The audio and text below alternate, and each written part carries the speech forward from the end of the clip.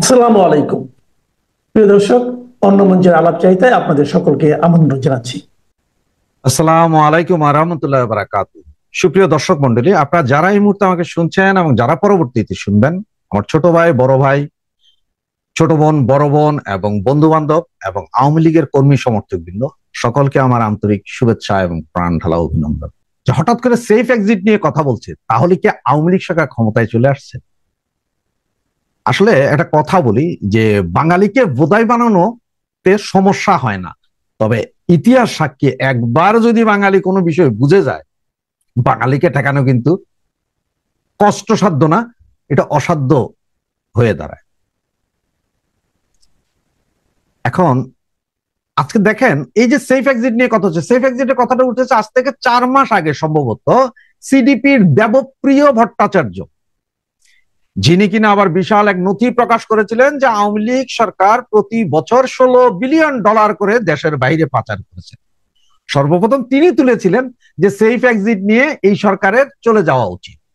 তবে তিনি কি বুঝে বলেছিলেন বা তিনি কেন বলেছিলেন সেটা আমার বোধগম্য নয়, কিন্তু তিনি বলেছিলেন সর্বপ্রথম যে সেফ এক্সিটের কথা।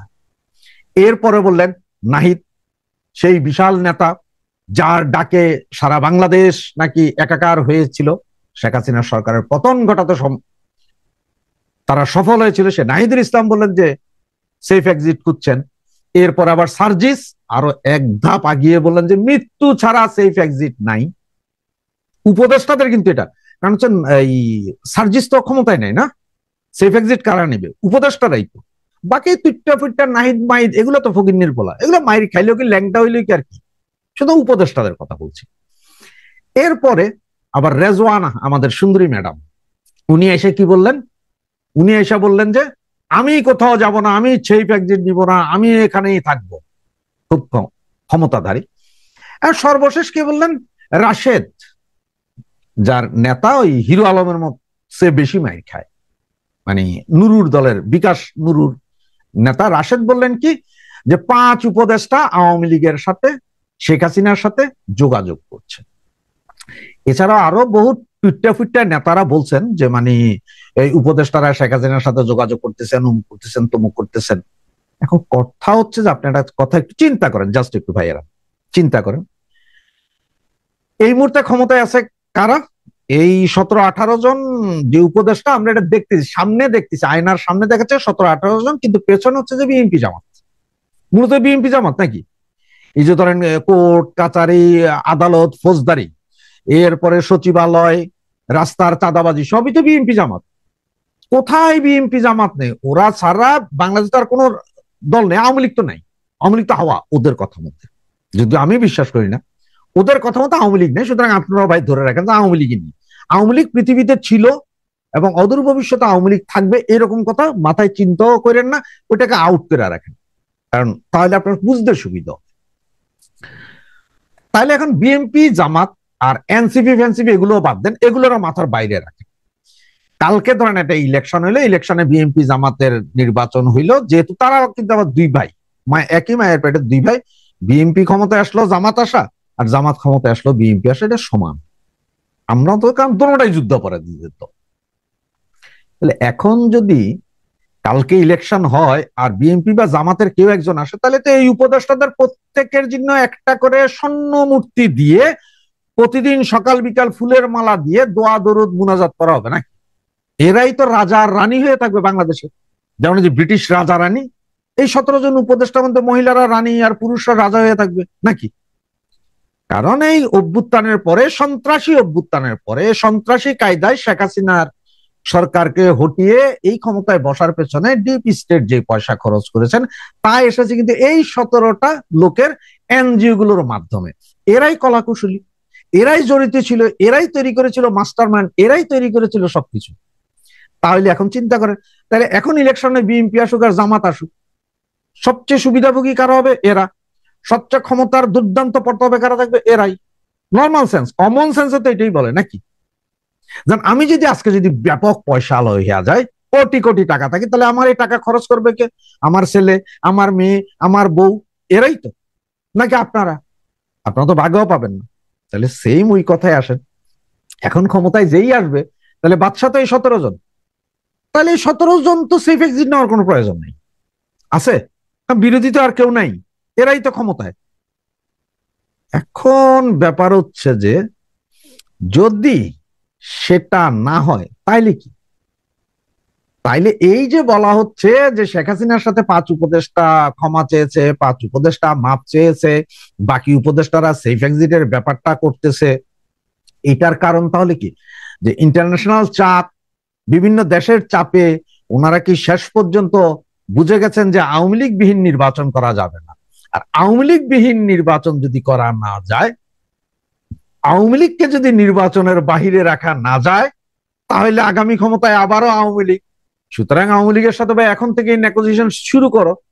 কারণ যেই ক্ষতি আপনারা এই দেশের করেছেন, যেই ক্ষতি আপনারা আওয়ামী লীগের করেছেন, এইটার দায়িত্ব আপনারা নিতে হবে। তার কারণ হচ্ছে যে এই দেশের এত ক্ষতি আওয়ামী লীগ তো কখনো করে নাই।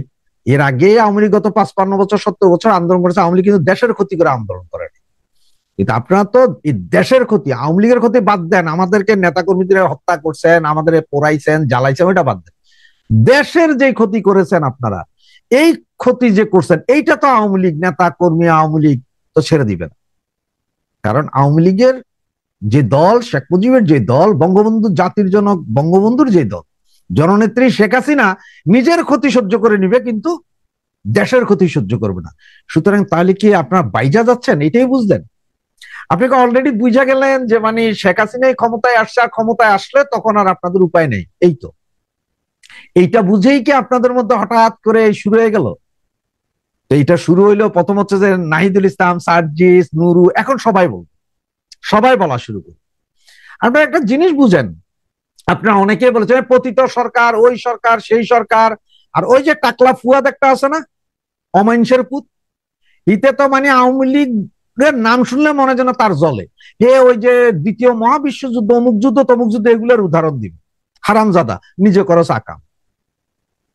এই যে আপনার গাদ্দাফি, তারপরে আপনার এই যে কি বলে সাদ্দাম হোসেন, গাদ্দাফি, অমুক তো বহু জায়গায় রেভুলেশন করাইছেন, কালার রেভুলেশন করে ফেলে দিচ্ছেন। কিন্তু কোন কালার রেভুলেশনের পরে এইভাবে ওই পার্টি দাঁড়ায় নেই। কিন্তু আপনারা অলরেডি বুঝে গেছেন যে সারা পৃথিবীতে আওয়ামী লীগ কিভাবে দাঁড়াইছে। সব জায়গায় আওয়ামী লীগ আপনাদের দিকে ঠেক দিছে, সাথে বাংলাদেশ সব মিছিল হইতেছে। এখন আবার গর্ব করে বলেন যে 2-1 দিন আওয়ামী লীগের ঝটিকা মিছিল কমে আসছে। আর এটা কমে নাই রে, এটা হচ্ছে টেকনিক, ঝড় আসার পূর্বে থমথমে পরিস্থিতি তৈরি করা। সুতরাং আপনারা যেমন বুঝে গেছেন যে আওয়ামী লীগ ছাড়া বিকল্প নাই, আওয়ামী লীগই ক্ষমতায় আসবে যে কোনো সময়, যে কোনো মুহূর্তে। দেশের জনগণও জানে ভোট আপনারা আওয়ামী লীগ বিহীন করতে পারবেন না, আওয়ামী লীগের নিয়েই করতে হবে। আর যখনই আওয়ামী লীগ নিয়ে করবেন, তখনই আওয়ামী লীগ সেই আবার দেখবেন 260-270 আসন নিয়ে আওয়ামী লীগ ক্ষমতায় চলে আসবে, এবং আপনাদের তেরে মেরে ডান্ডা করে দেব ঠান্ডা অবস্থা হয়ে যাবে। জয় বাংলা। বিদেশিরা কেন বাংলাদেশ আওয়ামী লীগ ছাড়া বাংলাদেশে কোনো ক্রেডিবল নির্বাচন হতে পারে বলে মনে করেন না? বিদেশিরা কেন ডক্টর ইউনূসকে প্রেশার ক্রিয়েট করছেন? এনসিপি সহ যত রাজনৈতিক দল আছে সমস্ত রাজনৈতিক দলের উপরে প্রেশার ক্রিয়েট করছেন, এবং কেন বিভিন্ন কূটনীতিকের মাধ্যমে আওয়ামী লীগের সাথে যোগাযোগ করার চেষ্টা করছেন? এর কারণ একটাই, কারণ গত 16 মাসে 15 মাসে বিদেশিরা মানে আন্তর্জাতিক মহল বুঝতে সমর্থ হয়েছেন যে বাংলাদেশে যদি আওয়ামী লীগ নির্বাচনে অংশগ্রহণ না করে তাহলে এই নির্বাচনটি বাংলাদেশে সাস্টেইন করবে না। কারণ আওয়ামী লীগকে ভালোবাসে, আওয়ামী লীগের সাথে লিয়াজু আছে, এবং আওয়ামী লীগের নিজের কর্মী মিলে বাংলাদেশে যে পরিমাণ মানুষ, সেটা মোট জনগোষ্ঠীর 51%-এর উপরে। তার মানে হচ্ছে যে 49% বাকি থাকে, সেই 49%-এর বেশিরভাগ অংশ বিএনপি, তারপরে জামাত ইসলামী, তারপরে ছোটখাটো হেফাজত বা চরমোনাই বা ওই যে ধরা খাওয়া মামুনুল, এইরকম লোকদের কিছু ভোট। তাহলে আপনি খেয়াল করে দেখেন, আন্তর্জাতিক বিশ্বের অংশ কিন্তু বাংলাদেশ। এই বাংলাদেশে পৃথিবীর বিভিন্ন দেশের বিনিয়োগ আছে, চীন, জাপান, আমেরিকা, অস্ট্রেলিয়া, ব্রিটেন, ইউরোপের অন্যান্য বড় দেশ। কারণ অনেক কোম্পানি বাংলাদেশে ট্রেডিং করে বাংলাদেশের কোম্পানির মতোই, যেমন মনে করেন নরওয়ে টেলিনয়েড অথবা ইউনিলিভার ব্রাদার্স, ফিলিপস, এইরকম বহু কোম্পানি আছে বাংলাদেশে তারা ব্যবসা করে, যেমন শ্যাল, পদ্মা, মেঘনা। মেঘনা বলতে ওই যারা ফিলিং স্টেশন, তারা এরা কিন্তু বেশিরভাগই পৃথিবীর বড় বড় বিদেশি কোম্পানি। বাংলাদেশে শ্রমিক নিয়োগ করে, উৎপাদন সেখানেই হয়, সেখানেই বিপণন হয়, কিন্তু লভ্যাংশটা পৃথিবীর নানান দেশে, যেই দেশের কোম্পানি সেই দেশে চলে যায়। এখন বাংলাদেশ আওয়ামী লীগ ছাড়া যদি কোনো একটা নির্বাচন বাংলাদেশে হয়, সেটাতে এনসিপি আসুক, বিএনপি আসুক বা জামাত আসুক বা কোয়ালিশন আসুক, এই সরকার বাংলাদেশে সাস্টেইন করবে না। 5 বছর তো দূরের কথা, 3 বছরও সাস্টেইন করবে না। এক। দ্বিতীয় বিষয়টি হচ্ছে তাদের মধ্যে একটা এনার্কি তৈরি হবে। বাংলাদেশের বিচার বিভাগকে, আইন বিভাগকে, শাসনকে, পুলিশকে, আর্মিকে, বিজিবিকে গত 15 মাসে সিস্টেমেটিক্যালি যেভাবে ধ্বংস করে দেওয়া হয়েছে, এই জায়গা থেকে বাংলাদেশে সুশাসন অথবা কাজ চালানোর মতো একটা শাসন প্রতিষ্ঠা করা কোনো নেতা নেত্রীর পক্ষে সম্ভব না, যদি না 51% মানুষকে অন্তর্ভুক্ত করা যায়। তাহলে আপনি এখন একটা জিনিস বোঝেন, এই যে 51% লোক, আওয়ামী লীগ, জাতীয় পার্টি, সিপিবি, কমিউনিস্ট পার্টি, রাশেদ খান মেনন এবং হাসানুল হক ইনুরা, যারা 51% ভোটের স্টেক হোল্ডার। কারণ গত 1 বছরে এই বিএনপির সন্ত্রাস, চাঁদাবাজ, মামলা বাণিজ্যের কারণে এটা এখন বিএনপির অবস্থা আরো খারাপ। বিএনপির প্রধান জনাব তারেক রহমান 2 দিন আগে বিবিসিকে যে সাক্ষাৎকার দিয়েছেন, সেখানে তিনি নিজে বলেছেন বিভিন্ন সন্ত্রাস, চাঁদাবাজি, দলীয় শৃঙ্খলা ভঙ্গের কারণে 7,000 নেতাকর্মীকে বহিষ্কার করেছে। এই 7,000 কারা? যারা সরাসরি বিভিন্ন মিডিয়াতে এসছে। তো মিডিয়াতে আসে কটুক জানেন, এটাকে বলে আইসবার্গ থিওরি। আইসবার্গ থিওরি হলো যে সমুদ্রের জলরাশিতে যে বড় বড় বরফের চাকা, আইস যখন ভাসে, সেটা অনেক সময় বড় বড় জাহাজ সেই আইসের মধ্যে ধাক্কা খেয়ে সেটা ডুবে যায়, ধ্বংস হয়ে যায়। যেমন টাইটানিক হয়েছিল, আপনারা জানেন, বড় একটি আইসবার্গের মধ্যে ধাক্কা খেয়ে সেই ভাঙনের সৃষ্টি হয়, যার কারণে পৃথিবীতে সবচেয়ে সমুদ্রে বড় ট্র্যাজেডি হয়। সেই আইসবার্গ হলো, আপনি যেটুক পানির উপরে দেখবেন, এটা হচ্ছে 11 ভাগের 2 ভাগ, অর্থাৎ 11 ভাগ করলে 2 ভাগ যে পরিমাণ, ওই পরিমাণ জায়গাটা দেখা যায়, আর বাকি 9 ভাগ পানির নিচে থাকে। অর্থাৎ উপরের অংশ দেখে আপনার যদি আইসবার্গ তত্ত্ব সম্পর্কে ধারণা না থাকে, এটা সাইজ যে আসলে কত বড় আপনি সেটা বুঝতে পারবেন না, কারণ 9 ভাগে পানির নিচে থাকে। তো এখন আওয়ামী লীগের যে কর্মী, যে নেতা, আওয়ামী লীগের পক্ষে যে কথাবার্তা, যে মিটিং মিছিল, যে স্লোগান, যে অনলাইন মিডিয়ায় কাজকর্ম হচ্ছে, সেটা আপনারা যেটা দেখছেন সেটা আইসবার্গের মতো 9 ভাগের 2 ভাগ দেখছেন, 11 ভাগের 2 ভাগ দেখছেন, আর 9 ভাগ কিন্তু পানির নিচে আছে। এখনো তারা মাথা উঁচু করে দাঁড়ায়নি। এরা দিন যাবে দাঁড়াবে। কেন দাঁড়াবে? কারণ অর্থনৈতিকভাবে টিকে থাকার জন্য, সামাজিকভাবে টিকে থাকার জন্য, রাজনৈতিকভাবে টিকে থাকার জন্য, নিজের অস্তিত্বকে টিকিয়ে রাখার জন্যই মানুষ কিন্তু পথে নামবে, মানুষ কথা বলবে। আওয়ামী লীগের 5% নেতাকর্মী যদি রাস্তায় নামে, তাহলে এনসিপির মতো দল মাটির নিচেও জায়গা পাবে না। এই কথাটা মনে রাখেন। এক। দ্বিতীয় জিনিসটা হচ্ছে, এই যে নেতাকর্মীরা আজকে এই নির্যাতন, জুলুম, হুলিয়া, হত্যা, ধর্ষণ এবং অগ্নিসংযোগের শিকার হচ্ছে, তাদের মধ্যে কিন্তু প্রতিনিয়ত ফ্রাস্ট্রেশন তো বাড়ছে, অ্যাগ্রেসিভনেসও বাড়ছে। এটা কিন্তু বিদ্রোহ, বিপ্লবের সূচনা করবে। এই জিনিসটা বিদেশিরা বুঝতে পেরেছে। আর যদি এই রকমভাবে বিদ্রোহ এবং বিপ্লব চলতে থাকে, তাহলে কিন্তু একটা রাষ্ট্রে বিদেশিরা ব্যবসা করতে পারে না। বিদেশিদের এখানে দূতাবাসগুলো রাখা নিরাপদ হয় না। তাদের যে ইনভেস্টমেন্ট, সে ইনভেস্টমেন্টের সিকিউরিটি থাকে না। এমতো অবস্থায় বিদেশিরা চায় আওয়ামী লীগকে বাদ দিয়ে নয়, আওয়ামী লীগকে সাথে নিয়েই একটি নির্বাচন করতে হবে। আওয়ামী লীগ নির্বাচনে জিতুক অথবা হারুক, আওয়ামী লীগের মতো এত বিশাল শক্তিকে গণতন্ত্রে বাইরে রেখে কোনো নির্বাচন করলে সেটা আর যাই হোক, সেটা এই লাল বদরদের গণতন্ত্র হবে না। এই গণতন্ত্র হবে না বলেই আমেরিকা ডক্টর ইউনূসকে প্রেসার করেছে যে আপনি নির্বাচন করবেন, আওয়ামী লীগকে নিয়ে আসার ব্যবস্থা করেন।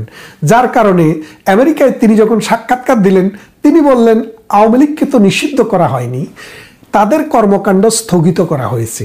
এই স্থগিত আদেশ যেই কোনো সময় উঠে যেতে পারে।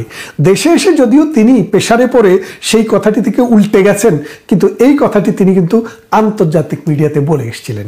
তারপরে এই নরওয়ে, সুইডেন, ডেনমার্কের রাষ্ট্রদূতরা গিয়ে বসে থাকলেন সাবের হোসেন চৌধুরীর বাসায়। এখন কিন্তু আওয়ামী লীগ দেশে দেশে নেতা খুঁজছেন না, দেশে দেশে এই তাদের সহযোগী খুঁজছেন না, বিভিন্ন দেশের মানুষেরাই এখন আওয়ামী লীগকে খুঁজে বেড়াচ্ছে। কেন বেড়াচ্ছে? কারণ আওয়ামী লীগ এই বাংলাদেশ নামক যে রাষ্ট্রটি, এই রাষ্ট্রটির জন্মদাতা। সুতরাং আওয়ামী লীগকে বাদ দিয়ে এই বাংলাদেশে শান্তি, স্থিতিশীলতা, ঐতিহ্য এবং অর্থনৈতিক পুনরুদ্ধার কোনো কিছুই হবে না, এবং এটা গ্যারান্টি হবে না।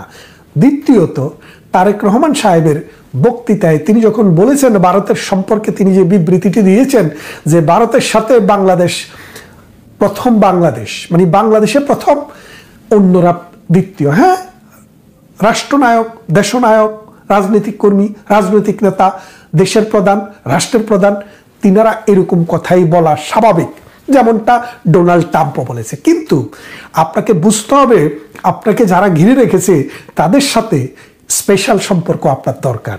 সেই স্পেশাল সম্পর্কের ডিপ্লোমেসিটা আমরা এখনো দেখিনি।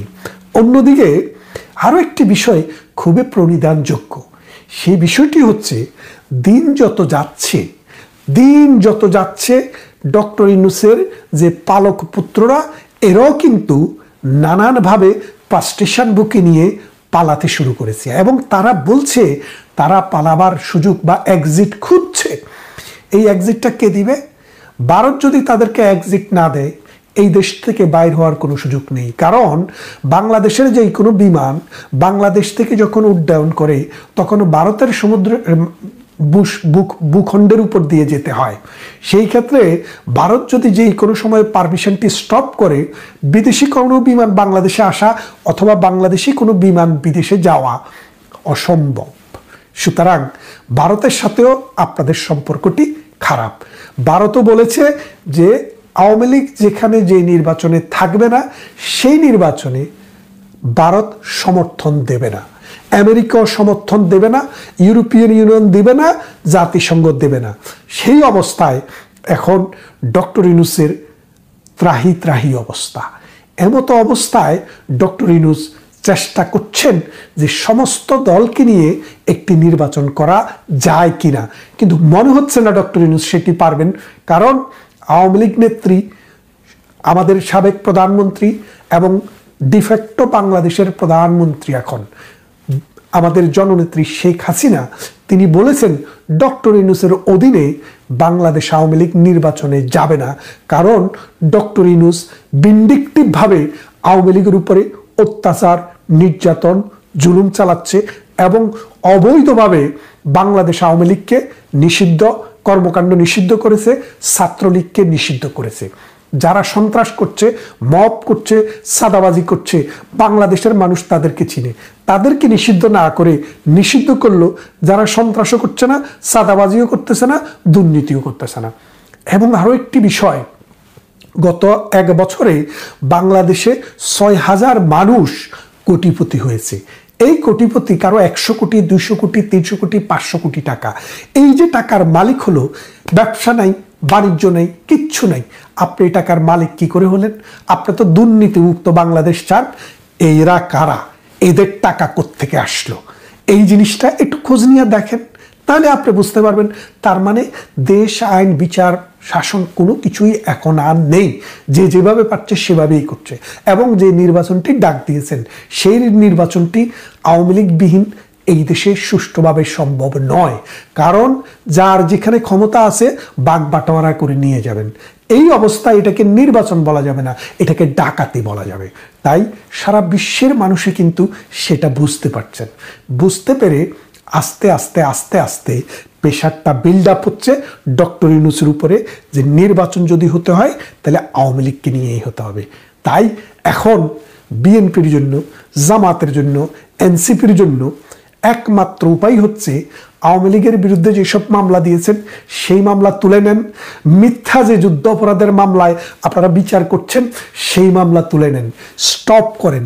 তা না হলে আপনাদের কারো বিচার করার জন্য আদালত লাগবে না, জনগণে আপনাদেরকে তুলে দিবে, বিচার করে ফেলবে।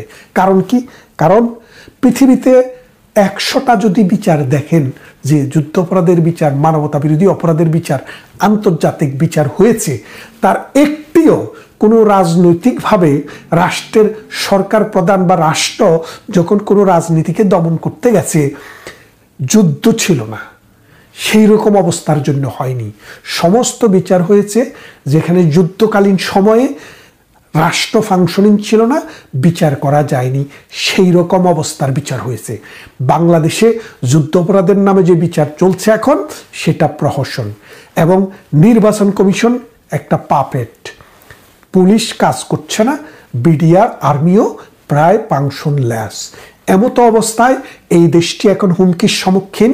বিশ্ব মনে করে দুর্ভিক্ষ, গৃহযুদ্ধ এবং মানুষের মধ্যে হানাহানি অতি আসন্ন। এই অবস্থা থেকে মুক্তির পথ একটাই, সমস্ত রাজনৈতিক দলকে নিয়ে রিকনসিলিয়েশন এবং রাষ্ট্রকে পুনর্গঠন। তা না হলে এই রাষ্ট্র